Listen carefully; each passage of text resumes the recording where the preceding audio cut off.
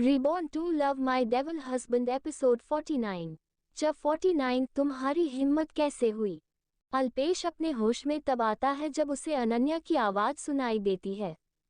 अनन्या की आवाज में खुशी एक्साइटमेंट साफ सुनाई दे रही थी। उसके चेहरे पर इस वक्त एक बड़ी सी मुस्कान थी और अपनी चमकती हुई आंखों से वह अल्पेश को देख रही थी। अल्पेश, क्या आप सच कह रही हो? क्या अभी अभी जो कुछ भी आपने कहा है वह सब सच है? क्या आप सच में दी अल्पेश सिंह हो?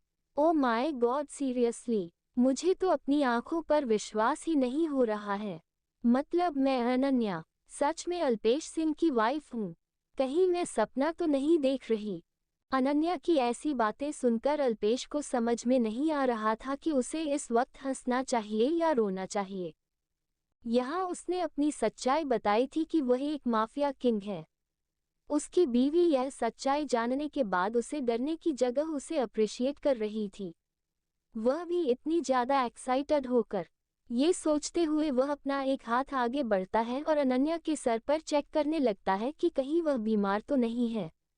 जैसे ही अनन्या यह महसूस करती है वह जो बकबक कर रही थी वह एकदम से शांत हो जाती है और अपनी बड़ी बड़ी आंखें करके अल्पेश को देखने लगती है और बोलती है, आपको क्या हुआ है? आप इस तरह से बिहेव क्यों कर रहे हैं? उसकी यह बात सुनकर अल्पेश अपनी आंखें छोटी करते हुए उसकी तरफ देखता है और बोलता है, यही मैं तुमसे पूछना चाहता हूँ कि अचानक से तुम्हें क्या हो गया है? तुम इतनी ज्यादा खुश क्यों नजर आ रही हो? उसकी बात सुनकर अनन्या उछलते हुए बोलती है, अरे अल्पेश जी, आपको पता नहीं है, भले ही न्यूज़ चैनल में या फिर पुलिस वाले आपके बारे में कुछ भी क्यों ना बोलते हो, लेकिन सारा मुंबई और पूरा इंडिया जानता है कि आप कितने अच्छे इंसान हो। आपने आज तक जितने भी लोगों को मारा है वह सब की सब बहुत ज्यादा बुरे थे।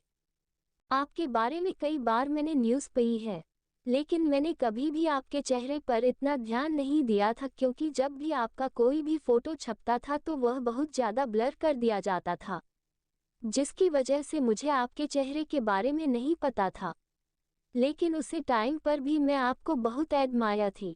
उसकी यह बात सुनकर तो अल्पेश के चेहरे पर भी मुस्कान आ जाती है और वह अपने दिल में एक राहत की सांस लेता है।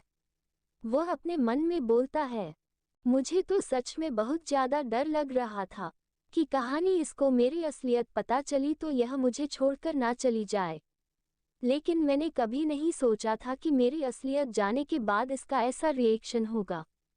अल्पेश ये सब जानकर और सुनकर बहुत खुश था और वह फिर कबड्डी की तरफ जाता है और वहां से कपड़े निकालकर एक नाइट ड्रेस अनन्या की तरफ बढ़ा देता है और खुद अपने कपड़े लेकर वॉशरूम की तरफ चला जाता है।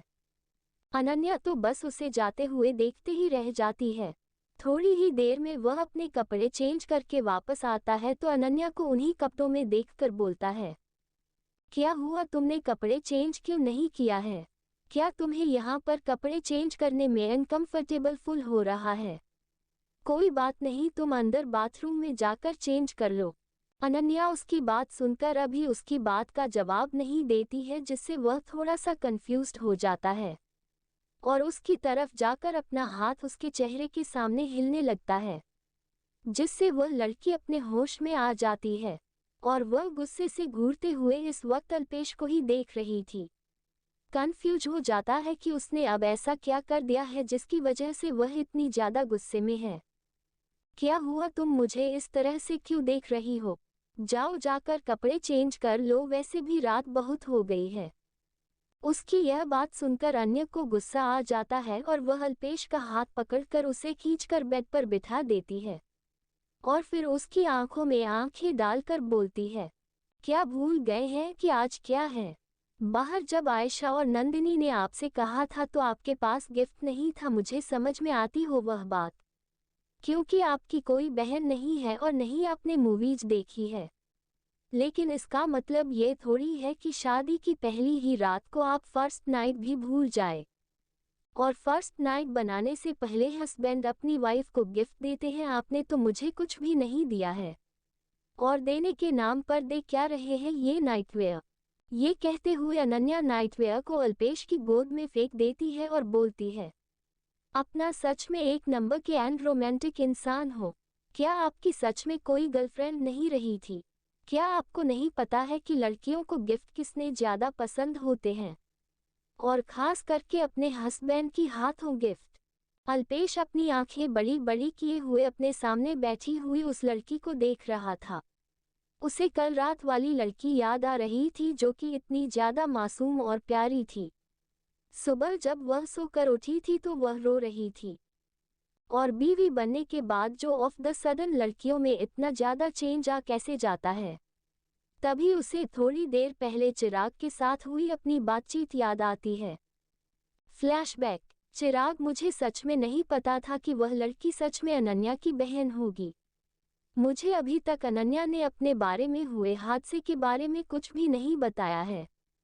लेकिन मैंने अपने सोर्सेस से पता किया था तो पता चला था कि उसे रात इस होटल के कॉरिडोर में एक और शख्स भी मौजूद था, अभिनव कपूर।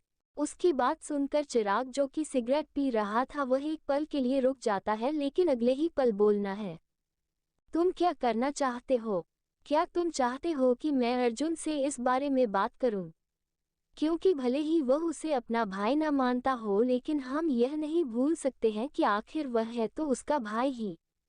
उसकी बात सुनकर अल्पेश की आंखें गहरी हो जाती है और वह शांत आवाज में बोलता है, नहीं, मैं अभी ऐसा कुछ नहीं करना चाहता हूं और इस बारे में अर्जुन सर से बाद में बात करूंगा।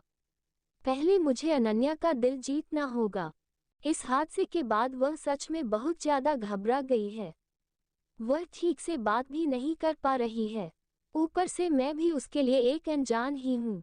उसकी यह बात सुनकर चिराग हंसने लगता है और बोलता है, भाई भले ही तो उसके लिए सुबह तक अनजान था, लेकिन मत भूल कर अब तूने उससे शादी कर ली है। अब वह तेरी वाइफ है। और दुनिया में ये कहावत बिल्कुल सच है कि लड़कियां भले ही कॉकरोच से डरती हूँ, लेकिन अपने हस्बैंड के आगे वह शेर रहती है, भले ही उनके हस्बैंड कितना ही ज्यादा पावरफुल क्यों ना हो। Flashback over. उसे समय पर अल्पेश को सच में चिराग की बातें मजाक लग रही थी, लेकिन अब उसे सच में इस बात पर पूरा यकीन हो गया था। वह अपने ख्यालों से तब बाहर आता है जब उसे अनन्या की आवाज सुनाई देती है। हेलो अल्पेश, कहाँ हो गए आप? मैं बता रही हूँ मुझे गिफ्ट चाहिए मेरा। और आप कितने ज्यादा बुरी हो, मतलब फर्स्ट नाइट पर ही सोने की बातें कर रहे हो। मुझे नहीं पता।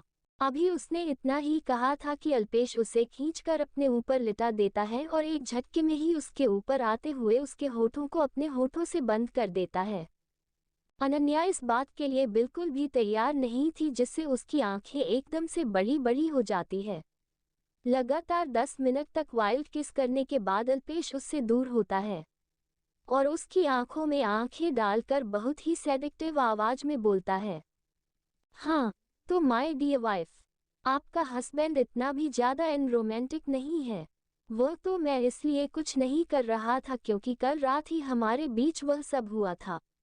और मुझे पता है कि यह तुम्हारा फर्स्ट टाइम ही था और तुम्हें दर्द हो रहा होगा, लेकिन तुम्हें देखकर तो मुझे लग रहा है कि मैं गलत था। उसकी बातें सुनने के बाद तो अनन्या के पास अब खाने के लिए कुछ भी नहीं बचा था। उसका चेहरा बिल्कुल टमाटर की तरह लाल हो गया था और उसकी जबान उसके हलक में अटक गई थी। उसका ऐसा मासूम सा चेहरा देखकर अब अल्पेश से भी कंट्रोल नहीं हो रहा था और वह एक बार फिर से उसे किस करना स्टार्ट कर देता है और धीरे धीरे करके अपने और उसके कपड़े निकाल कर साइड में फेंक देता है।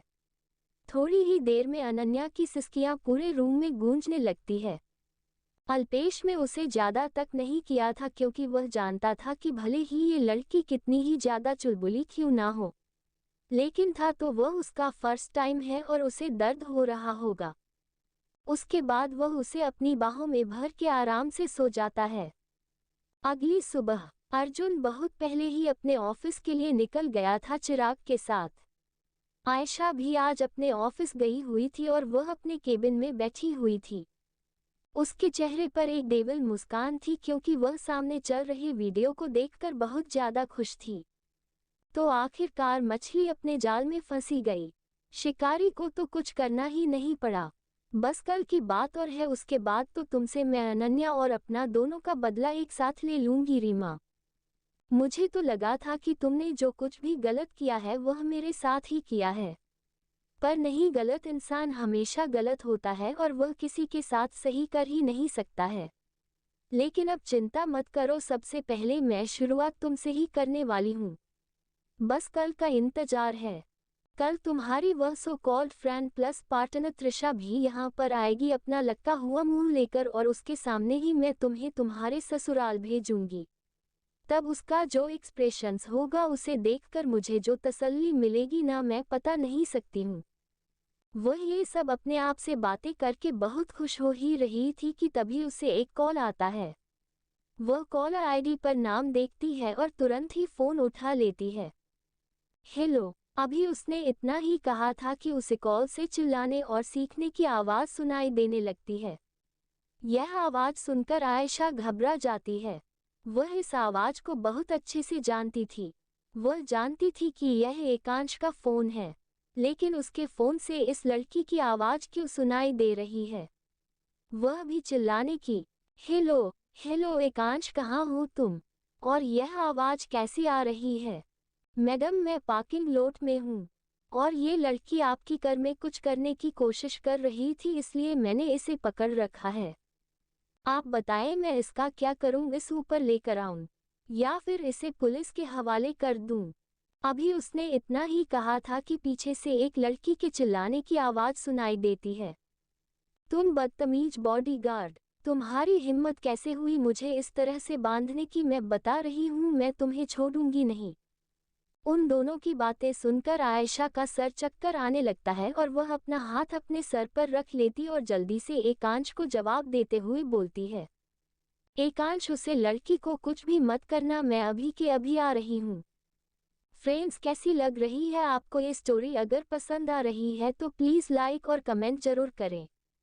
मिस शिवानी मीना, भले ही स्टोरी में कितने ही उतार चढ़ाव क्यों ना आ जाए, ये दोनों एक दूसरे से लड़ेंगे झगड़ेंगे, यहाँ तक कि एक दूसरे का कर भी फोड़ सकते हैं, लेकिन कभी भी एक दूसरे से अलग नहीं होंगे।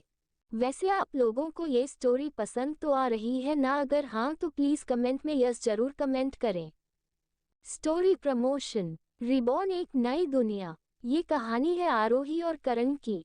आरोही, जिसका एक एक्सीडेंट होने के बाद वह पृथ्वी से गायब हो गई थी, पर जब आरोही की आंखें खुली तो वह एक ऐसी दुनिया में थी जहां की उसे कोई खबर ही नहीं थी। वही जब उसे होश आया तो करण उसके सामने था। करण को अजीब कपड़ों में देखकर आरोही कुछ बोल नहीं पाए और वहां के हालात समझने की कोशिश करने लगी। पर क्या आरोही लौट पाएगी अपनी असली दुनिया में? क्या हो पाएंगे दो दुनिया के लोग एक? कैसे होंगे करण और आरोही एक? जानने के लिए पढ़ते रहिए रिबॉर्न एक नई दुनिया, ओनली ऑन पॉकेट नोवेल।